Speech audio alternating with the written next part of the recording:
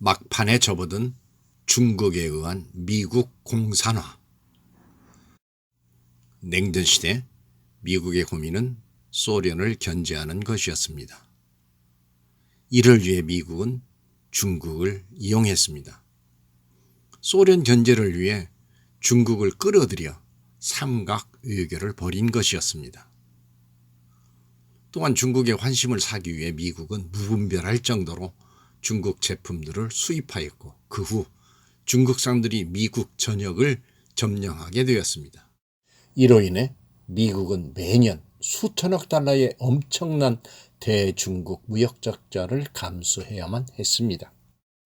문제는 미국의 도움으로 경제적인 성장을 이룩한 중국이 엄청난 재력을 앞세워 세계 공산화를 위한 전략을 착착 실행에 옮겨갔다는 것인데, 미국과 한국 등 세계 각국에 세운 공자학원을 통하여 모택동 사상과 시진핑 사상을 주입시켰습니다. 특히 미국과 한국과 같이 기독교 신앙으로 건국한 나라들을 집중 공략하였습니다. 공자학원은 우리나라에 2004년도에 제일 먼저 개설하였고, 미국은 전국에 공자학원이 산재하여 있습니다. 공자학원은 중국 공산당의 사상 선전과 스파이 활동에 이용되고 있는 것으로 전해지고 있습니다.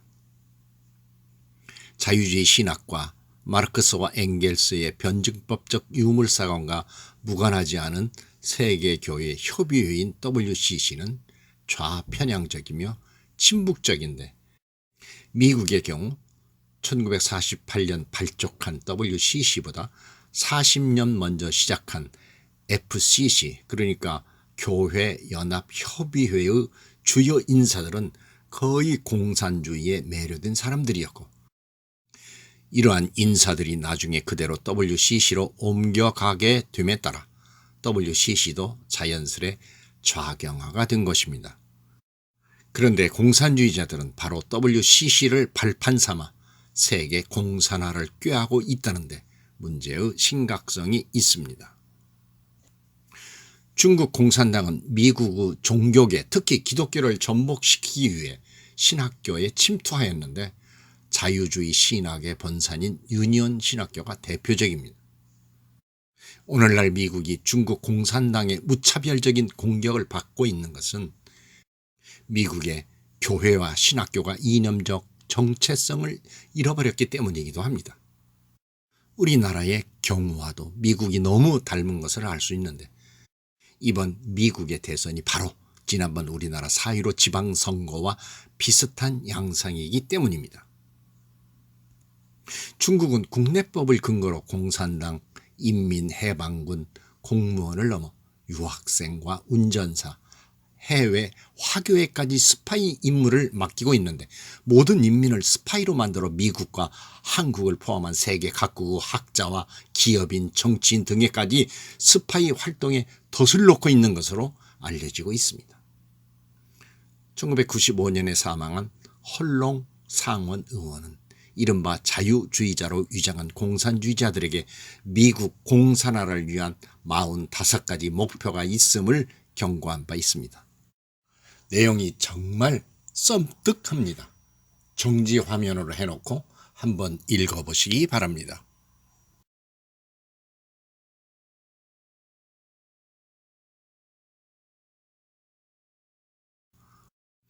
헐렁 의원은 자신이 민주당 출신임에도 민주당 내에 공산주의자들이 가장 많이 침투했다고 주장했으며, 정치, 경제, 사회, 문화 등 거의 모든 영역에 걸쳐서 공산주의자들이 침투하여 미국 사회가 병들어가고 있음을 지적한 바 있는데, 리누드 변호사도 지난 20년 동안 중국 공산당이 미국에 침투해 많은 지방과 주, 국가 정부 관리와 정치인들에게 부패한 이익을 제공했고, 이제 그들은 착취의 대상이 되었다고 말한 바 있죠.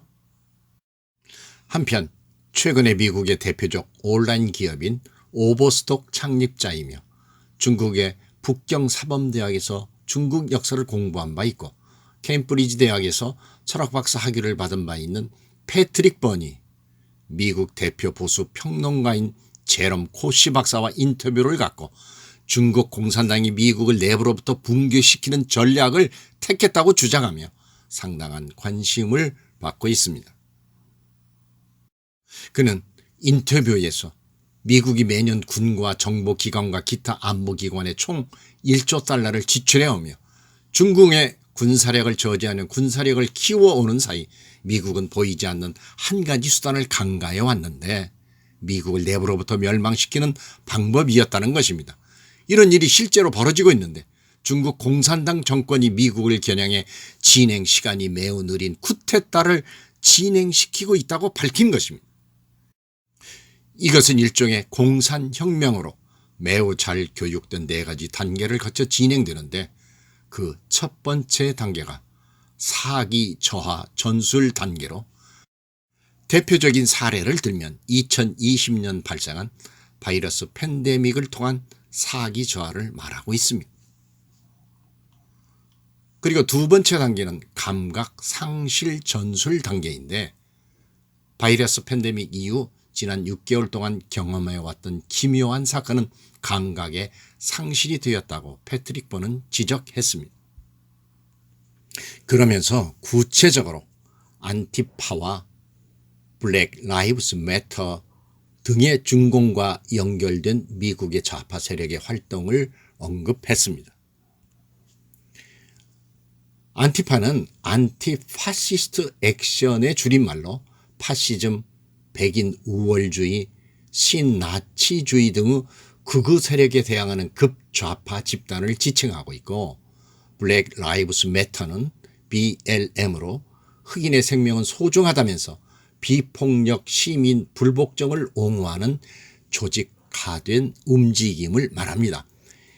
이들 세력은 미국의 건물과 경찰서에 불을 지르면서 미국의 법체계를 흔들어 놨는데 이 모든 사건들이 미국 사람들의 감각을 상실하게 만들었다는 것입니다.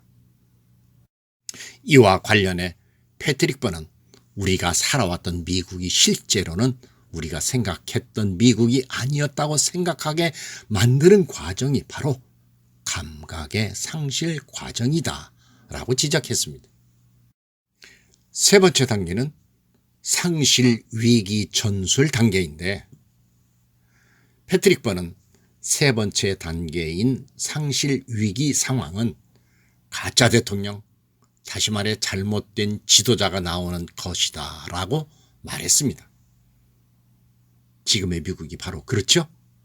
패트릭 번은 중국 공산당이 미국의 6개 정도 카운티를 공작을 통해 포섭하면 미국의 선거를 훔치는 것이 얼마든지 가능하다고 설명했습니다. 즉 중국 공산당이 미국의 선거를 훔치기 위해 모든 지역에서 선거 사기를 일으킬 필요는 없었다. 원하는 만큼의 부정을 저지를 수 있는 6개 카운티만 있으면 된다. 6개 카운티에서 선거 부정을 일으켜 6개 주를 뒤집어 국가를 찬탈하는 것이 가능하기 때문이다고 패트릭 번은 구체적으로 지적했습니다. 마지막 네 번째 단계는 정상화 단계로 사실상 공산화에 해당하는데 이 단계에서는 언론이 미국 사람들의 머릿속에 국가가 정상적으로 돌아가고 있다는 것처럼 느끼게 만드는 단계다라고 패트릭 번은 설명했습니다. 미국의 이른바 주류 언론들이 저널리즘 성실성을 모두 위반하고 있다는 것입니다. 그러면서 이번 선거에서 드러난 여러 부정 행위를 언론이 무시했다고 비판했습니다. 이상의 4가지 단계가 미국 국민들이 지금 겪고 있는 상황이라는 것입니다. 그리고 그 뒤에는 중국 공산당의 손이 있다고 그는 지적했습니다. 그는 중국 공산당 정권이 누구도 상상할 수 없을 정도의 배신자들이고 배은망덕한 집단이라면서 이 사실은 결국 어느 순간이 되면 증명이 될 것이다 라고 말했고 중국 공산당은 그동안 미국을 연구하면서 미국 사회의 부정과 부패가 가장 큰 약점이라는 사실을 알게 되었는데 중국은 미국 사회에 침투해 더욱더 미국을 부패시켜 지금의 미국을 만들었다는 것입니다. 그렇지만 패트릭 번은 미국의 자유주의의 핵심적 가치는 자유와 공정 그리고 선거를 통한 피통치자의 동의다라고 지적했습니다. 그러면서 미국 국민들의 유대한 점은 불의에 굴복하지 않기 때문이다라고 말했습니다. 그리고 그는 미국인들이 절대로 공산주의에 굴복해서는 안 된다고 조언했습니다. 만약 미국의 자유민주주의가 무너지면 한국뿐만 아니라 전 세계의 자유민주주의가 붕괴되기 때문에 우리는 미국을 위해 매일매일 열심히 기도해야 합니다.